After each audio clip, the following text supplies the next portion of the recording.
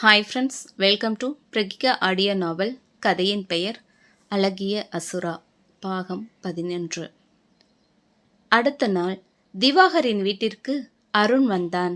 வா அருண், என்ன திடீர்னு என்று கேட்கவும், ஏண்டா கேட்க மாட்ட? ஏன் வரக்கூடாதா?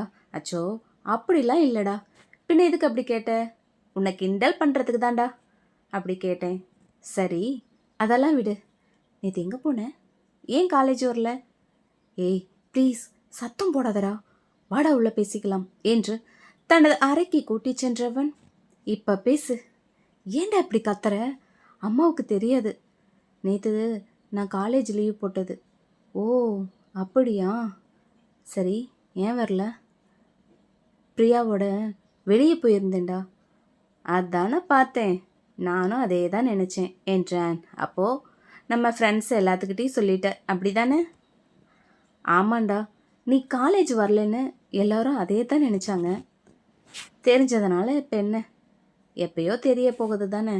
சரி வா சாப்பிட்லாம் என்று திவாகர் அருணை கூப்பிடவும், இல்லைடா நான் சாப்பிட்டு தான் வந்தேன், அதெல்லாம் முடியாது, நீ சாப்பிட்டே தான் ஆகணும் என்று கூறியதும் அவர்கள் இருவரும் சாப்பிட்டு முடித்தனர். திவாகரின் அம்மா அருணிடம், எப்படிப்பா இருக்க? அம்மா எப்படி இருக்காங்க? நல்லா இருக்காங்களா? நல்லா இருக்காங்க ஆண்டி. ஏன்பா வீட்டுக்கே வர மாட்டேங்கிற? அடிக்கடி வந்துட்டு போகலாமே. காலேஜ் விட்டால் வேலைக்கு போகிறது இப்படியே இருந்தது, இல்லைன்னா வந்திருப்பேன். இனிமேல் வரேன் ஆண்டி. சரிப்பா, நீங்கள் பேசிட்டு இருங்க, நான் போய் வேலையை பார்க்குறேன் என்று கூறிவிட்டு அவ்விடத்தை விட்டு நகர்ந்தார் வெண்ணிலா. அப்புறம் பிரியா எப்படி, உனக்கு ஓகேவா? ஓகே தான், ஆனால் எதுக்கு எடுத்தாலும் பயந்துக்கிறடா. எல்லா பொண்ணுங்களும் அப்படி தானே, வீட்டுக்கு தெரியாமல் லவ் பண்ணுறப்ப பயந்துக்க தானே செய்வாங்க. நீ சொல்கிறதும் கரெக்ட் தான் என்று இருவரும் இப்படியே நீண்ட நேரம் பேசிக்கொண்டே இருந்தனர். பிறகு அருண் கிளம்பி விட்டான்.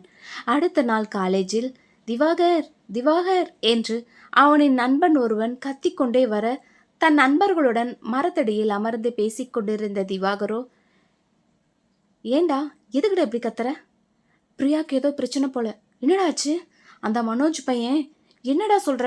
கொஞ்சம் புரிகிற மாதிரி சொல்லி தொலையண்டா, வாடா நீ முதல்ல என்று கூட்டிக் கொண்டு அனைவரும் அவ்விடத்திற்கு விரைந்தனர். அங்கே கூட்டமாக இருக்கவும் கூட்டத்தை விலக்கிவிட்டு அவர்கள் அனைவரும் உள்ளே சென்றதும் அங்கே பிரியாவோ தனது ஷாலால் உடலை மறைத்து கொண்டு நின்றிருக்க, திவாகர் அவள் அருகில் சென்று, பிரியா என்னாச்சு?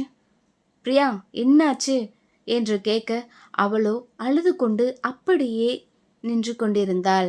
யாராவது சொல்லுங்களே என்று ஆக்ரோஷமாக கத்தினான். அப்பொழுது பிரியாவின் தோழி நடந்தவற்றை கூறினாள். நாங்கள் வந்துட்டு இருந்தோம், அப்போ ஏய் இங்கே வாங்க. எந்த டிபார்ட்மெண்ட்? காமர்ஸ். காமர்ஸ் டிபார்ட்மெண்ட்டுக்கு இன்ஜினியரிங் சைடு என்ன வேலை? ஹாஸ்டல்ல இருந்து வந்தோம். ஓ, நீ ஹாஸ்டலில் தங்கியிருக்கியா? எந்த ஊர்? கேரளா. ஓ, கேரளத்து பைங்கிலியா நீ? ஏய் வாடி போகலாம் என்று பிரியாவின் தோழி பிரியாவை கூப்பிட, ஏய் இங்கே பேசிகிட்டு இருக்கன்ல, நீ வேணா போடி. போன சொல்கிறேன், நிற்காதப்போ என்றதும் அவளின் தோழியோ மெதுவாக நடந்து சென்று பக்கத்தில் இருந்த ஒரு மரத்தடியில் சென்று நின்று கொண்டாள். ஹலோ, அங்கே என்ன பார்க்குற? இங்கே வா, கிட்ட வா. பயந்துக்காத, நான் ஒன்றும் உன்னை பண்ண மாட்டேன் வா என்றதும் தயங்கி கொண்டே மனோஜின் அருகில் சென்று நின்றாள் பிரியா. எனக்கு ரொம்ப நாளாக ஆசை, ஒரு கேரளா பொண்ணு கையால் ஆயில் பாத் எடுக்கணும்னு. இப்போது அது முடியாது. அதை வேணா ஒரு நாள் சொல்கிறேன், அப்போ பண்ணிக்கலாம். இப்போ வா, என்னோட சோல்ற அம்மிக்கு விடு, ரொம்ப வலியாக இருக்கு என்றதும் அவளோ கண் கணங்கினாள். அழக்கூடாது அம்முக்குட்டி, வா வந்து சொல்கிற அம்மிக்கு விடுவா என்றதும் சுற்றி இருந்த அவனின் நண்பர்கள், மச்சி சூப்பர்டா என்று சொல்லிக்கொண்டு சிரித்து கொண்டிருக்க, அவளோ அவனின் அருகில் நெருங்கி சென்றதும் அவளின் கைகள் அவளது இடையில் கை வைத்து வளைத்து இழுத்து கட்டி அணைக்கவும், கோபத்தில் அவளோ ஓங்கி அவனின் கன்னத்தில் அறைந்து விட்டாள் பிரியா. அவனோ, என்னை அடிச்ச என்று நான் யாருன்னு உனக்கு தெரியுமா? கூட இருந்த அவனின் நண்பர்களோ, மச்சான் அவளை சும்மா விடாதடா என்றதும் இப்ப பாரு உன்னை என்ன பண்றேன் என்று கூறி அவளின் உடையை முன்பகுதியில் கிழித்து விட்டான். இப்படியே போடி என்றதும் அவளோ அழுது கொண்டே அவளது துப்பட்டாவால் அவளது உடம்பை மறைத்து கொண்டான். இப்ப தெரியுதா நான் யாருன்னு? ஜாக்கிரத என்று கூறிவிட்டு அவ்விடத்தை விட்டு அவனின் நண்பர்கள் அனைவரும் சென்று விட்டனர். இதை பார்த்து கொண்டிருந்த அவனின் தோழியோ அவள் அருகினில் ஓடி வந்து அவளுக்கு ஆறுதல் படித்து கொண்டிருக்க, இதை பார்த்த மற்ற மாணவர்கள் அனைவரும் அங்கே கூட்டம் கூடினர். இதுதான் நடந்தது என்று கூறியதும் கோபத்தில் திவாகரோ டேய் மனோஜ் என்று கத்திக்கொண்டு அங்கிருந்து நேராக அவனது வகுப்பறைக்கு விரைந்தான் திவாகர். பிறகு அங்கே சென்றதும் அவன் தன் நண்பர்களுடன் அமர்ந்து பேசிக்கொண்டிருப்பதை பார்த்த அவனோ ஓடிச் சென்று பின்னாலிருந்து உதைத்தான். அவன் குட்டிக்கரணம் அடித்து விழுந்தான் மனோஜ். இருவரும் கட்டி புரண்டு சண்டையிட்டு கொண்டிருக்க அப்பொழுது கூட இருந்த மாணவர்கள் அனைவரும் அவர்களை விலக்கிவிட்டனர். டேய் என்னடா நினைச்சிட்டு இருக்க? உனக்கு பொண்ணுங்கன்னா அவ்வளோ இலக்காரமா போச்சாடா? எதுக்குடா அவளோட ட்ரெஸ்ஸை கிழிச்ச? டேய் அவளை தொட்ட உனக்கு என்னடா? அவ என்ன உன் பொண்டாட்டியா? ஆமாண்டா அவ என் பொண்டாட்டி தான். இனிமேல் அவ மேலே கையை வச்ச நீ உயிரோடையே இருக்க மாட்ட. டேய் அப்படி தாண்டா பண்ணுவேன். என்ன பண்ண முடியுமோ பண்ணிக்கோ. உன் கண்ணு முன்னாடி அவளை நாசம் பண்ணி தூக்கி போட போகிறேன். அப்போ வந்து அவளை பொறுக்கிட்டு போக போகிற பாரு என்றதும் இதை கேட்டதும் என்னடா சொன்ன என்று கோபத்தில் பக்கத்தில் இருந்த மரச்சரை எடுத்து ஓங்கி அவனின் மேல் தூக்கி போடவும் மனோஜுக்கு காலில் எலும்பு முறிவு ஏற்பட்டது.